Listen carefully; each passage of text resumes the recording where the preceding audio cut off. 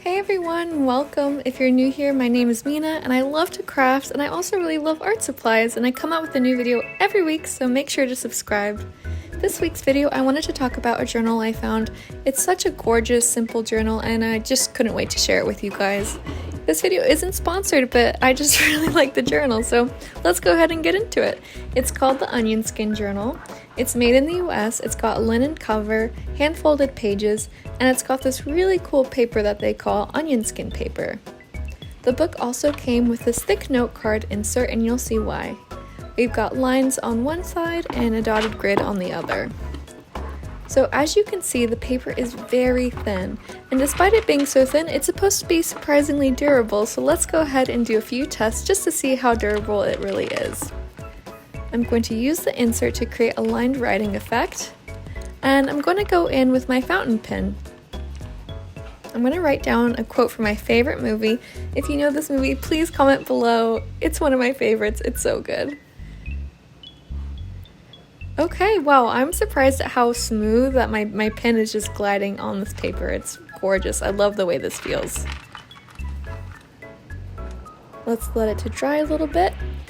Alright, so now I'm going to try the gridded side, and I'm just going to do a quick little doodle to see how this works. So as you can see, the little dots are peeking through the paper. This makes it so that you can do some really geometric doodles.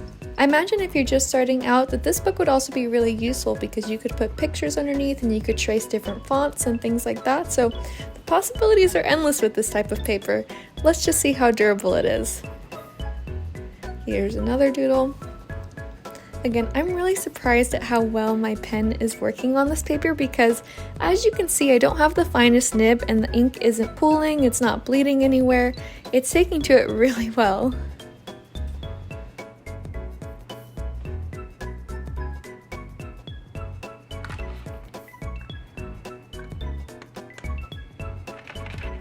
Okay, so let's flip it over to the back, and it didn't bleed through. I'm really impressed.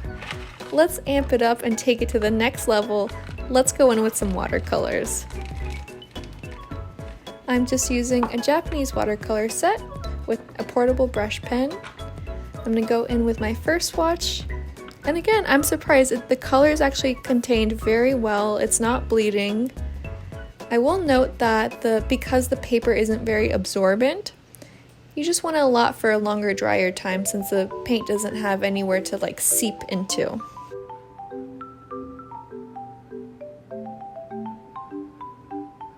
Let's do a bigger swatch here just to see how the ink falls into the page.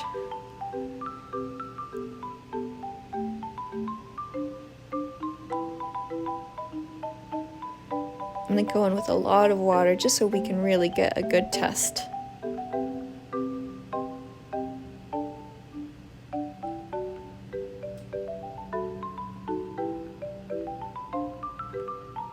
I personally love to use a lot of inks and watercolors, and I feel like if a paper can handle these mediums, then it can handle anything. So if you're an artist that likes to use more pencils or graphites or charcoal, I imagine this would still be a really good notebook for the medium of your choice. I'm going to do a little marker doodle here now, and I'm going to fill it in with some watercolor just to see how well the color contains into the lines. It's surprisingly very crisp. I'm really enjoying this so far.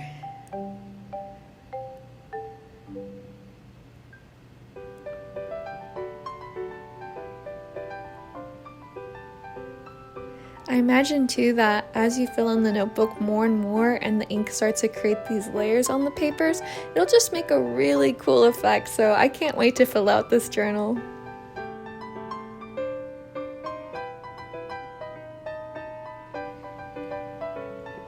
Alright, so now that it's dried, I just think, oh my god, I'm just so impressed. The way the ink fell in that larger splotch is still really pretty, and surprisingly, the colors did not bleed through to the other side. I don't really understand how that works, but it works.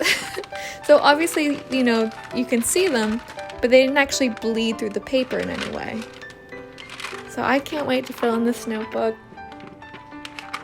I'm so much for watching, guys, and if you enjoyed this video, please subscribe. I'm going to post a lot more videos about art supplies that I like, some tutorials, sewing, all that good stuff, so please make sure to like and subscribe.